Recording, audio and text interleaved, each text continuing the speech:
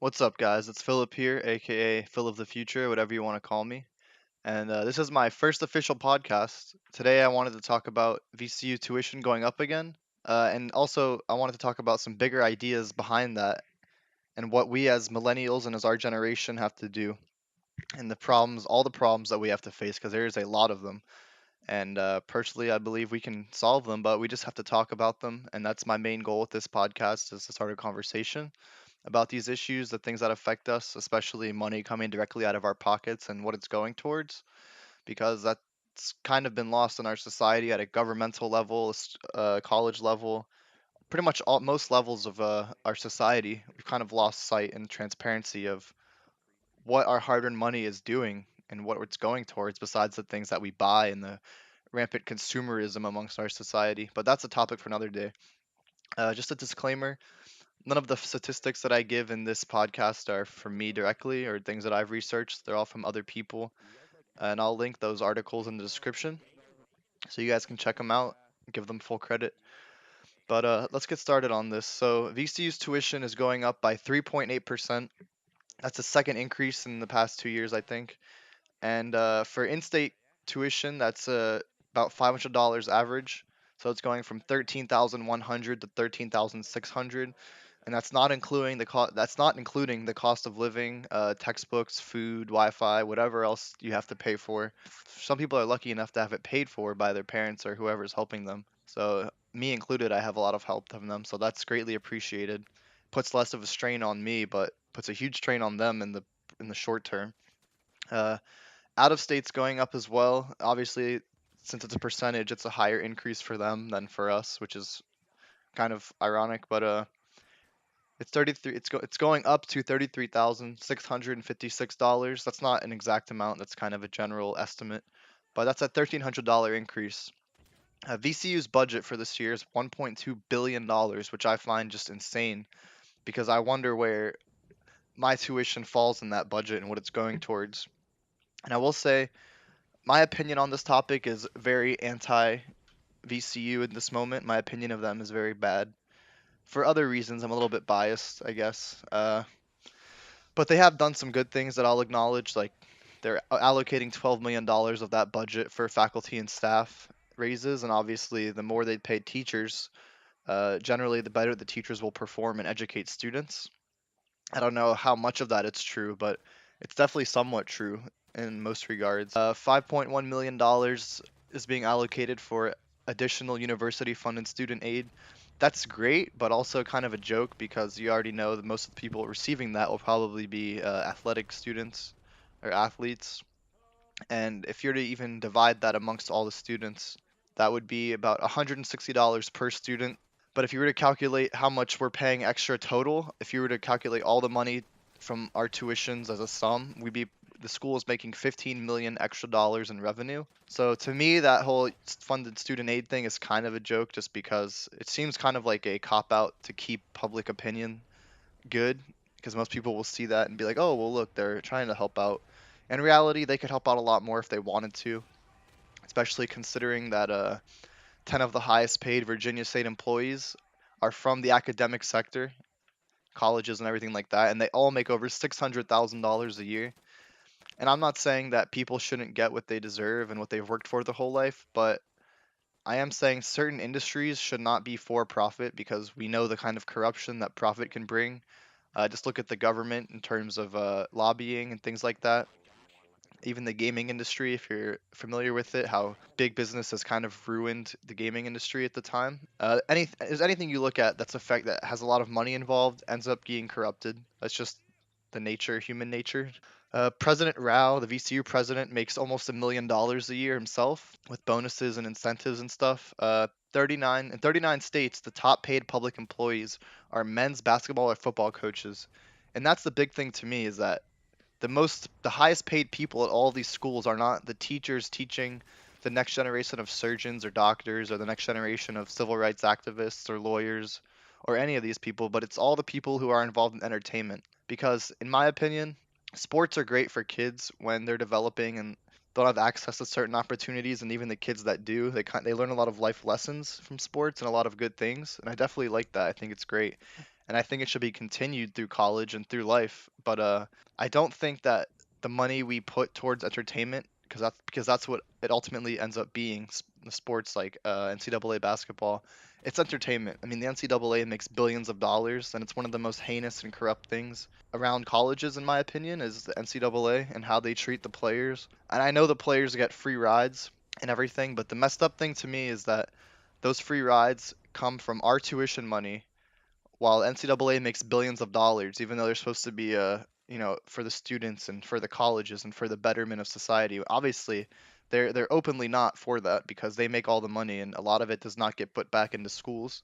In my opinion, the NCAA should be completely nonprofit. I think all of their income should go back towards all schools in the country. I mean, they make billions of dollars in profit, and I saw one statistic a while ago saying that $12 billion is all that would be needed to pay for 1 year of tuition for everyone in the country. But I don't think the government should have to bear all that cost when we have these greedy, corrupt industries making that money, more than enough money to cover that for everyone. And then on top of that, the people who run the schools are seem to be tied up in it too. I mean, Michael Rao, the VCU president, once again said the tuition increase addresses the lean budget and that the lean budget is addressing unavoidable costs for the school, which I don't really understand either because we pay for it seems like we pay for everything at this school. We pay for parking, we pay for food, and we're paying about $26,000 a year for those of us who don't have scholarships or anything. I think scholarships are great, but I think the things funding that scholarship need to change. The president doesn't necessarily decide on the increased tuition. He did decide on the increased aid due to the increased tuition, but it's the board members who ultimately vote on it. They're called the board of visitors. If you look into them, it's a lot of CEOs, a lot of big pharma people. So they are good at one thing, and that's making money. I don't necessarily think that they're in touch with the community as much as you'd want people running a college to be, especially in a town like Richmond. It's very connected and a very engaged town. I mean, everyone that lives here loves it. I think VCU does a lot of good for the city, but I think that they could be doing way more. And I think that looking far ahead into the future, I don't like where this school is going, honestly, and how they're handling things. Because yeah, the area will look nicer, but the corruption will be off the charts. But one of the board members talked about himself. His name is Robert D. Holdsworth. He talked about he's worried about the incurred debt on students and says that the school has not taken many steps to reduce the debt, even though we said we would. Quote. He said, "We're losing VCU's commitment to affordability." End quote. Which I definitely think is true because I don't really see the need for this increase. They just built a forgot what the name was, Art Institute, I guess. I don't really know why. It seems like they're just buying up a bunch of buildings around here. They're renovating everything, which is great, but there's still homeless people everywhere. I still get ticketed from these goddamn meter maids. I know everyone who goes to VCU knows about these fucking meter maids. These people are the scourge of the earth. They are the worst. I've been ticketed for staying 30 minutes past the 2-hour parking limit right next to my apartment building.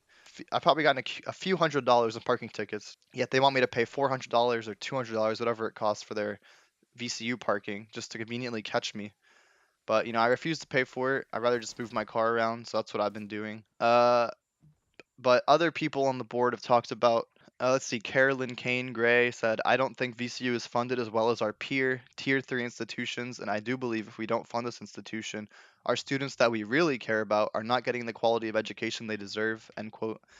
That was a very eye-opening statement to me. The big thing that stood out was the part where she said, "The students that we really care about," which to me insinuates the medical students, the dentist students, the art students, and I have no quarrels with them. They're going to be taking care of me one day when I'm sick or whatever. And the art students are going to be creating entertainment and insight and a lot of cool things for me in the future as well and for everyone. But I think that the actual school's agenda should be about all students, not just a few majors and a few industries, because we're all paying at the end of the day, we're all paying the same amount.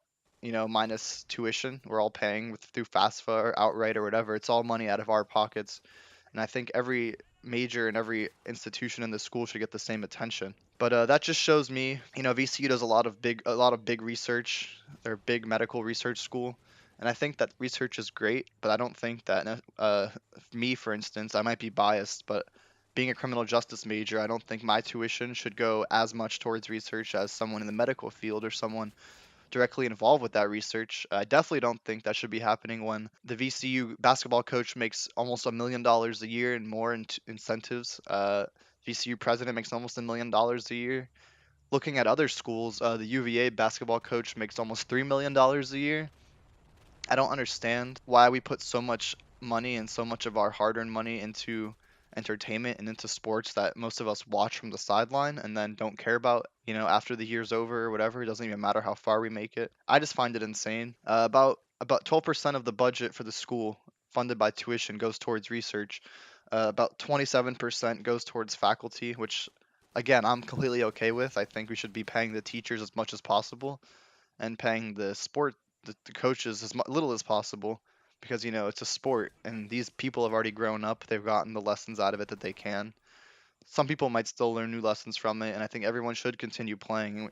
Every school should definitely have a basketball team. I mean, I'm not arguing that, but the amount of money given to it compared to the impact that could be had giving money to other people, say like the more medical students, more art students, more lawyers, the future of society, because basketball players, they'll grow older into their mid 20s, 30s, they'll retire, they'll never play again, they might coach, but and they might go on to impact other kids' lives who are growing up, but at the end of the day, it doesn't take millions and billions of dollars to achieve those goals in my opinion, especially if you consider the progress that's lost because of that money that's not going towards all the other things in our community, such as potholes in the road, homeless people all over the street everywhere in Richmond who are hungry or don't have jobs, who could easily have jobs if ECU wanted to create them for them, say community cleanup or whatever.